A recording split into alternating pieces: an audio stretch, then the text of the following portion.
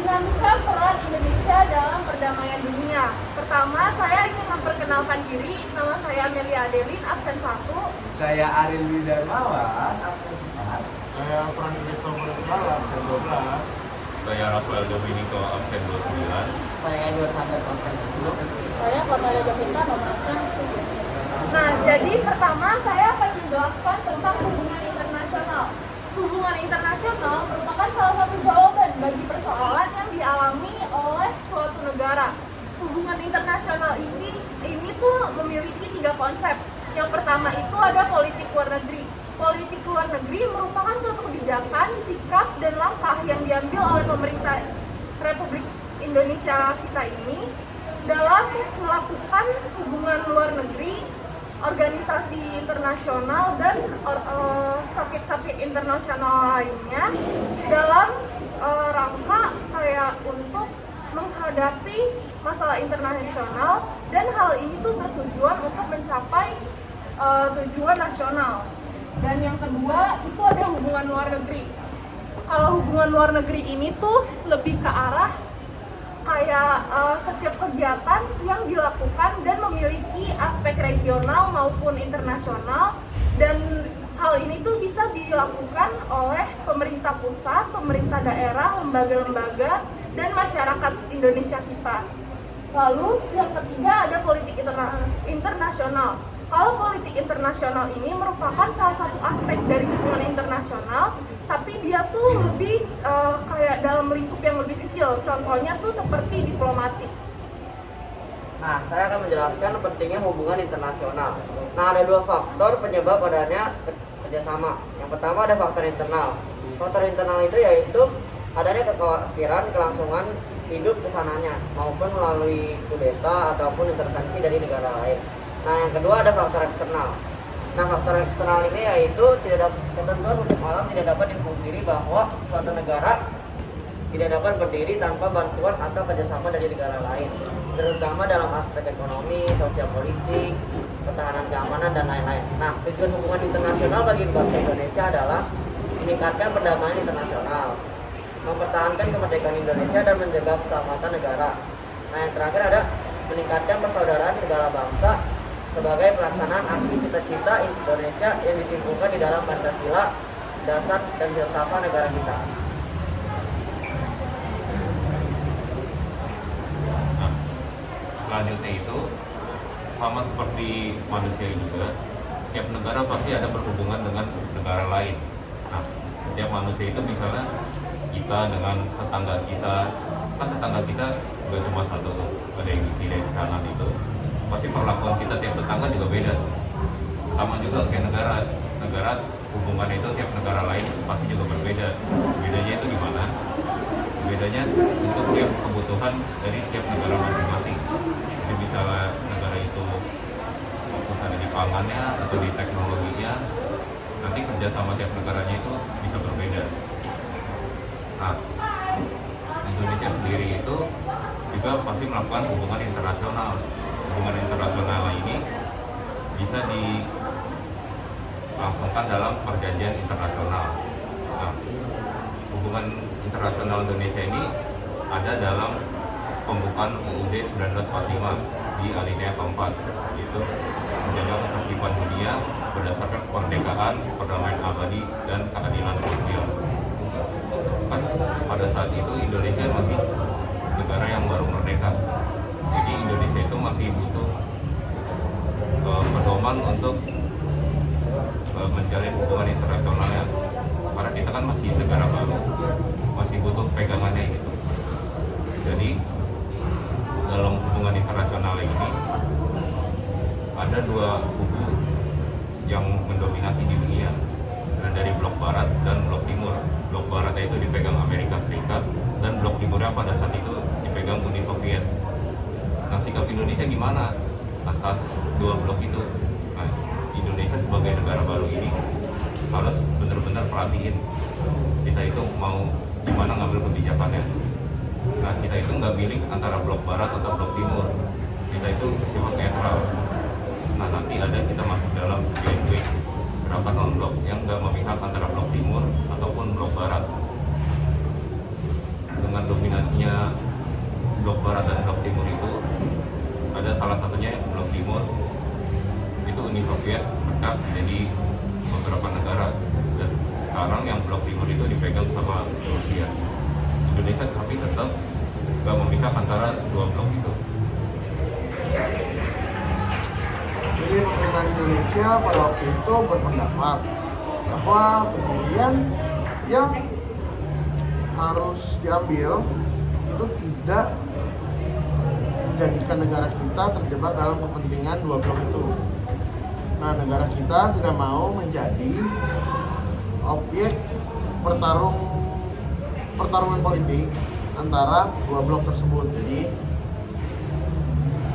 dia nggak mau menjadi objek dari pertarungan antara dua politik dari blok barat dan blok timur. Nah, terus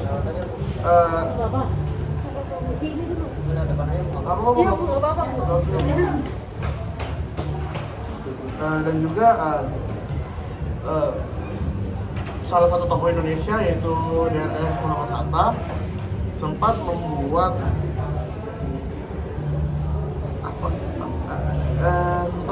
kayak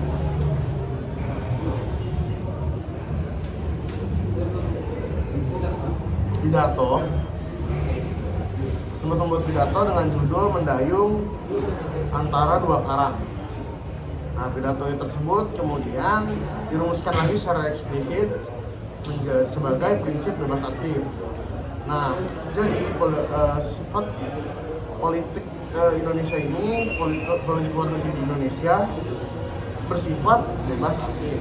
Nah, sifat politik luar negeri yang mewarnai pola kerjasama bangsa Indonesia dengan negara lain, dengan kata lain Indonesia selalu menitik beratkan pada peran dan kontribusi yang dapat diberikan oleh bangsa Indonesia bagi peradaban dan perdamaian dunia.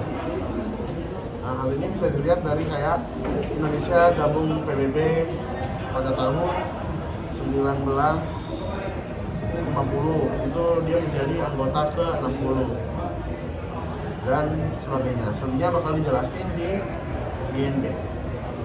Jadi sebelum masuk ke sana, seperti yang sudah si Frans tadi jelaskan, menyinggung tentang PBB. Apa sih itu PBB, teman-teman? PBB adalah Perserikatan Bangsa-Bangsa, yang dimana PBB itu lahir pada tahun 1945, yang secara kebetulan 1945 adalah hari kemerdekaan Indonesia.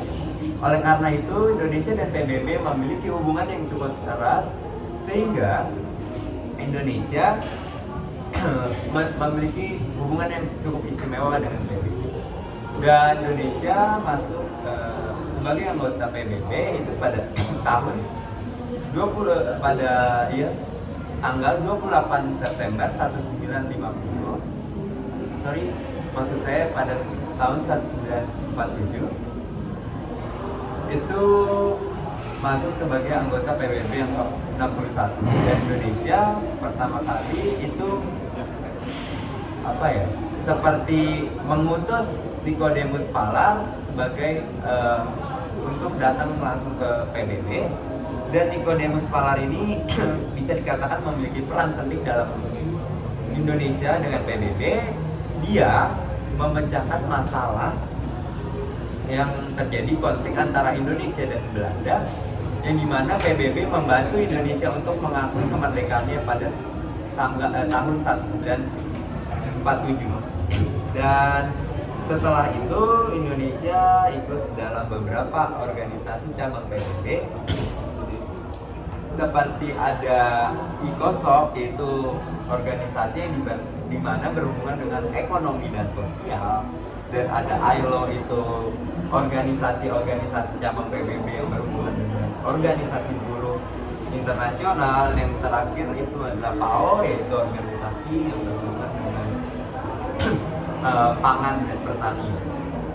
Dan Indonesia pernah menjadi anggota PBB Dewan Keamanan, yaitu Indonesia mengirimkan pasukan Garuda sebagai anggota PBB selama 3 periode yang berbeda. Dan Indonesia itu sekarang memiliki peran yang cukup penting dalam PBB seperti anggota ILO. Pernah ada anggota Indonesia yang menjadi peran ILO.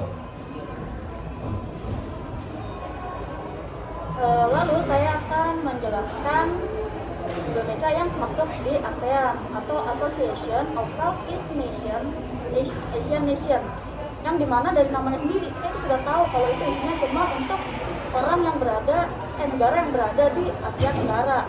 Nah, ASEAN ini diciptakan pada 8 Agustus 1967 di Bangkok, Thailand. Nah, Indonesia itu berperan sangat penting di Indonesia. Kenapa begitu? Karena yang pertama, mereka merupakan 5 negara yang menciptakan ASEAN, yaitu ada Singapura, Malaysia, Filipina, Singapura, dan tentu saja Indonesia. Nah, selain itu, Indonesia juga masuk ke dalam pertemuan KTT ASEAN pertama di Bali. Selain itu, mereka juga mewakili ASEAN dalam regional dan mobilitas regional dan perdamaian. Nah, selain itu, Indonesia juga menjadikan tempatnya itu sebagai pertemuan pertama kali para pemimpin ASEAN. Nah, selain itu, saya juga ingin menjelaskan tentang ASEAN, yang dimana itu ada 11 negara, walaupun salah satunya itu belum sah lah dalam anggota ASEAN, yaitu Timor-Leste. Nah, terus negara lainnya pada 10, yaitu yang tadi seperti saya bilang, Filipina, Singapura, Malaysia, terus ada Indonesia, Thailand, terus ada yang 5-nya lagi ada Kamboja, Myanmar, Vietnam, Laos, dan Brunei Darussalam.